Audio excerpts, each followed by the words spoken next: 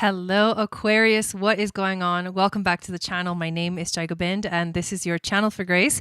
Thank you so much for watching this video live, and thank you to those of you that are watching the replay. What we are going to do in this video, this covers Scorpio season, so the amount of time that the sun spends in the sign of Scorpio, how this is going to be affecting you during those 30 degrees of the sun being in Scorpio. There are very intense transits going on, which I'm going to cover and go over in detail. I'm going to tell you based off of Scorpio rising for the astrology, where these things are happening in your chart, what house and what themes are going to be affecting you during this month.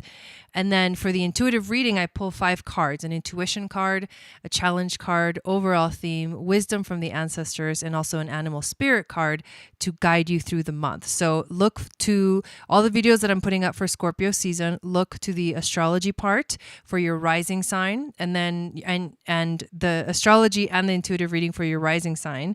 Watch the whole thing. And then for your sun, moon, and Venus, watch the card readings. That's how you'll find the most accurate readings for you.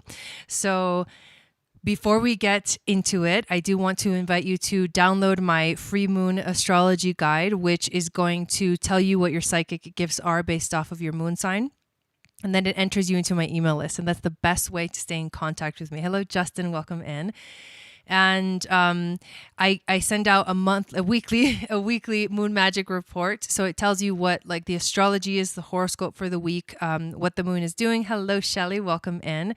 And it's a really beautiful way of understanding the energy of the week and how to kind of prepare yourself for it. So I highly recommend that. And plus I always inform you if there's any holiday specials coming up, any kind of sales that go for reading sales.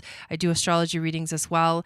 I have online courses, astrology course, and moon goddess training. And so in the next few days, I'm going to be bringing up a lot more of this information, but there is a holiday sale coming up, and there are also other specials coming up. So make sure you get on my email list, and you'll be informed of all of those awesome things that are coming up. So hello, Sage. Welcome in. Oh yeah, that's right. Here's my Aquarius tribe coming in. Aqua, Moon, and Venus. Beautiful. Okay. So for the first part of the video, we're going to look at your astrology for Aquarius rising. And then, like I said, Sun, Moon, and Venus. We're going to look to the intuitive reading. But let me share the screen with you. Give me one moment. And we'll see what the big themes are for you. Yes, I know. Me too. This is cool. So it'll pop up any moment now. It's asking me for a code.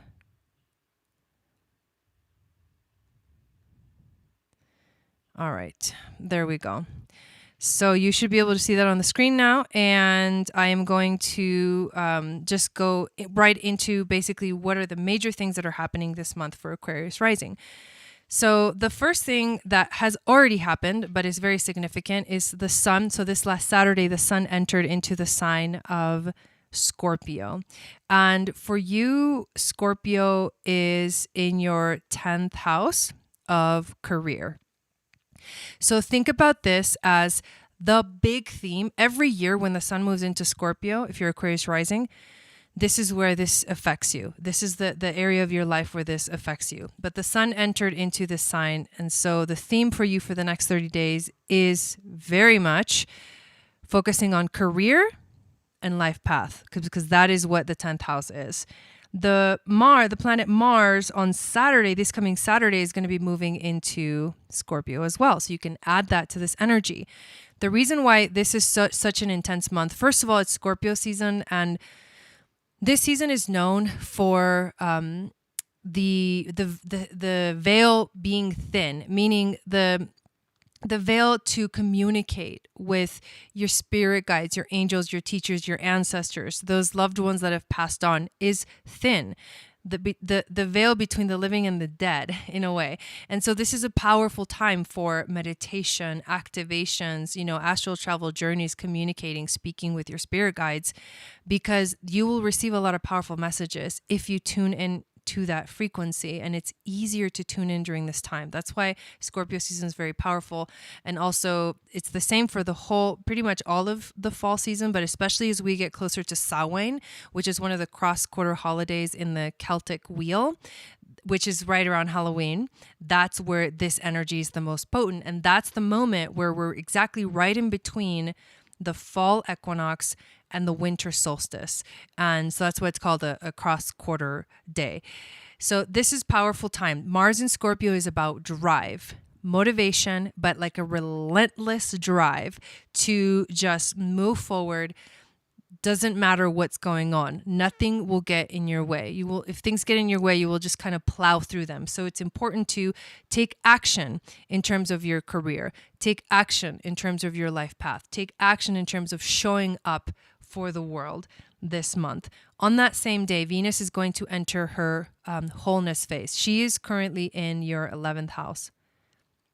So Venus goes through these 13 phases that are very beautiful, very powerful. This is something that I talk about in the Moon Goddess training. We actually go over it and we figure out what Venus phase you were born under. And I also go into detail in module 5 of Aquarian Astrology, which is the magic of Venus. I highly recommend, if you want to learn more about that. Thank you. Hi, Maria. Welcome in. If you want to learn more about that you purchase that module. Specifically, that one is like the magic of Venus. But Venus is entering her wholeness phase on Saturday. I'm going to be talking about that tonight because I'm going live later on today for the Magic of Venus show. But the wholeness phase is where Venus is the evening star. You can actually see her as the sun is setting. She comes up, she rises. It's so beautiful. She's in direct motion. This is the brightest she's going to be, maximum height in the sky, and maximum separation from the sun, which means that she's the farthest away from the sun. She's very close to Earth right now. Her velocity decreases to a standstill as she begins her final approach to Earth. And then by the end of this phase, she's like already very, very close to Earth. The phase lasts 50 days, and the Dharma, our personal Dharma during this time, and collective as well, energetically, is about actualizing individual potential in complete service to the betterment of the world. If you were born during this phase, that's your personal Dharma. But collectively, we're being invited to actualize our full individual potential. So this is a very powerful time, and it's happening right now, as we're in Scorpio season, and there's a lot of Scorpio energy diving deep, uncovering things that are hidden, buried, things coming up to the surface. So that is going to activate your 11th house of sharing your gifts with the world, with your friends, with acquaintances, with your networks of people, connecting with the people and working with the people. We'll have a new moon in Scorpio, which means, again, your 10th house is lit up on November 4th. And this is about setting intentions as to where you want to take your life path, career. Think of those things. Ask yourself, how do I want to show up for the world? That's also part of what the 10th house is really about. Venus then enters the sign of Capricorn, which means for you, she enters your 12th house. And that's a really powerful transit because Venus in the 12th house is a very spiritual experience. It's a very compassionate, it's a very loving, it's a very romantic, it's this angelic energy. And you can channel and feel her energy just kind of moving through your intuition, moving through what you receive. And it's a very a beautiful, calming energy, Venus in the 12th. She is in the 12th house ruled by Pisces, where she is exalted, where she feels really good. And she was born of the ocean, and the 12th house is really all about the ocean. So it's a big deal to feel the expansiveness, but with the vibration and the frequency of love and beauty coming through. And that's what you're going to experience through this whole transit. She's going to be here for a long time into the new year. So there's a big theme here happening: spirituality, awakening, ascension, technology, raising your frequency, connecting to your higher chakras, your higher self. All of that will be a big theme for you in terms of that and relationships. So the relationship to your higher self is going to be a big deal for the next few months. And then Mercury enters Scorpio, so we add that to your 10th house. So more energy in the 10th house of career and life path. Now you get to bring your mind in alignment with it all and be the investigator, uncover the truths and find your way through this path. And then we end with a full moon. And the full moon this season is actually an eclipse. It's going to be happening in your 4th house of the home. This eclipse is going to be on a star called Algol, and also on the Pleiades, the beginning of the Pleiades. So this is a Pleiadian portal to connect. If you're a Pleiadian starseed, this is going to be a huge moment for you to connect to your spirit, your starseed family. And if you want to know what your starseed family is or your starseed ancestry is, I do starseed ancestry readings based off of your astrology and the fixed stars in the chart. And so it's a very powerful way to understand yourself, to get a cosmic perspective of your soul. But this moon, it is in Taurus, which is exalted, so it's going to feel good. But Algol can tend to bring up like the shadows. She's the dark goddess, and she brings up those energies that may be a little bit like, whoa, most people don't like that intense of energy. But with the Pleiades right along with it, it's about heart consciousness. Rose quartz is a great stone to work with that's coming through right now for you. Let your heart shine. Be in that sacred frequency of the heart chakra this month, and especially when that happens. And the other thing that I have been sharing in these videos is that the Scorpio Taurus duality is something that we are going to be dealing with for all of next year, 18 months long, of the North Node being in Taurus and the South Node being in Scorpio. This begins in January. And it's a big deal because what we're going to see is a glimpse, and these next 30 days are a glimpse into what the themes are for all of 2022 for Aquarius rising. So 4th house of the home and family is what you're going to want to focus on next year with the North Node in Taurus. And you're going to want to let go of the need to be you're going to have to basically come into more stability and love what you have here in front of you. And you might find that within your family. And then you're going to let go of the drama and needing to create drama and needing to be in the past, and focus less on being out there and more on being home, which is an interesting dynamic there. So whatever themes come up for you this month, whatever really shows up for you this month is going to show you a lot of the same stuff that's you're going to be dealing with for all of next year. So this is a very powerful season that's coming up. So that's in terms of the astrology. But now I want to pull cards for you guys. For Sun, Moon, Venus, and Rising, and see what your spirit guides, angels, and teachers want to tell you and bring you a message for this season. So I'm going to take a moment to clear the cards.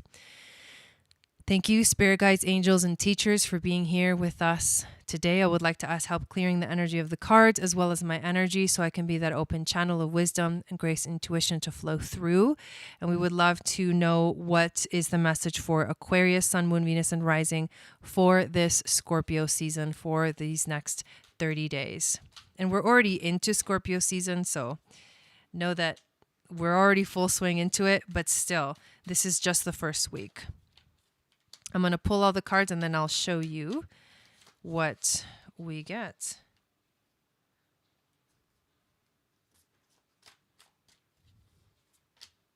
What is the wisdom from the ancestors?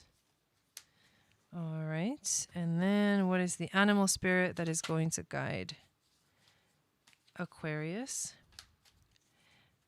for this season? All right. So good thing all the cards came up right. That's a good thing.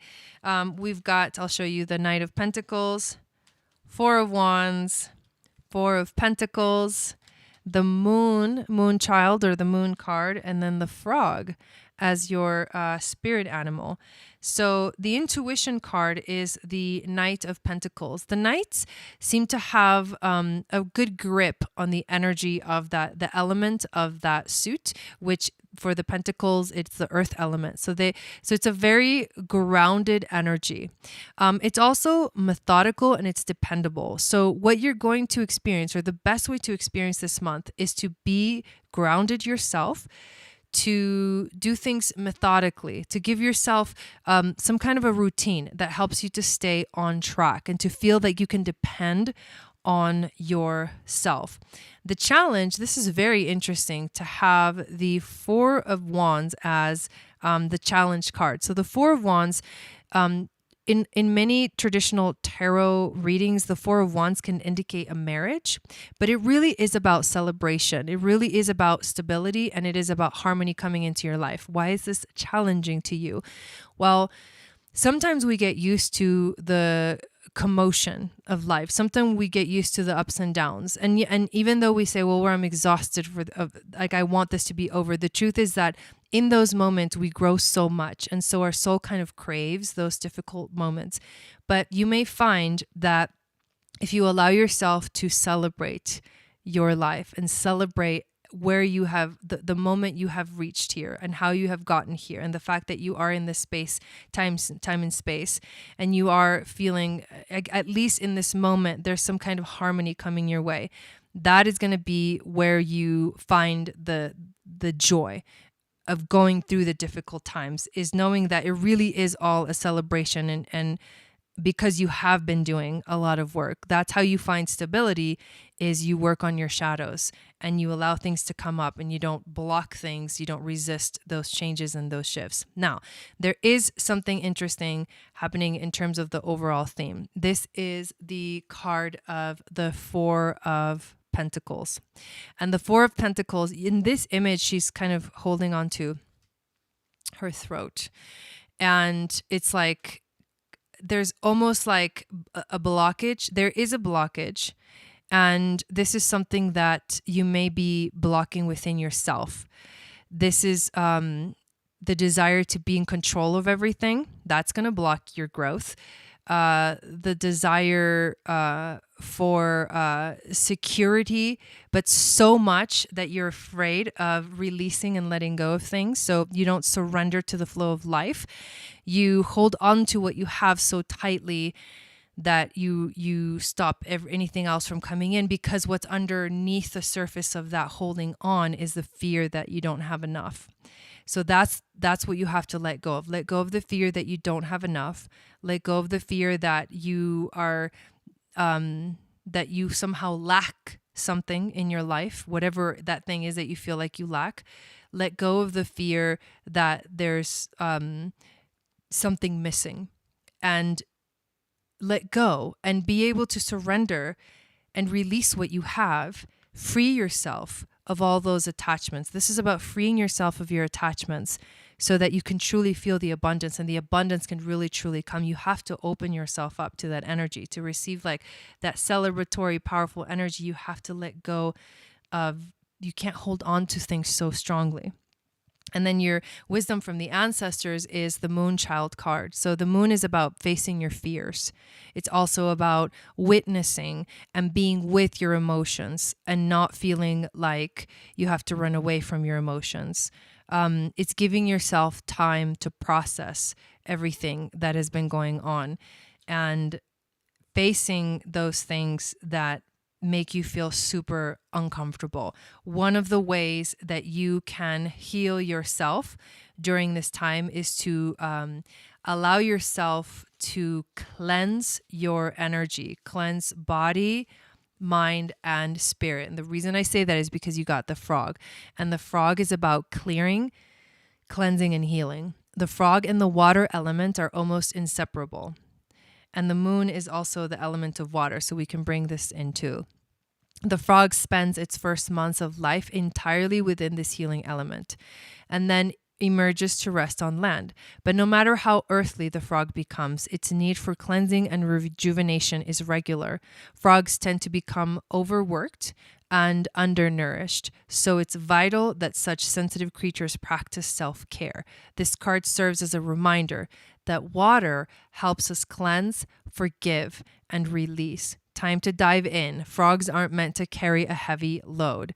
So if you're imbalanced this month, you're going to feel like you're walking around with clarity of mind, body, and spirit. No fogginess, just like clear energy and an enthusiasm for life. If you're out of balance, you're going to feel depleted. You're going to feel like you're running on empty. So how do you bring that back to balance? Bring the water element into your life.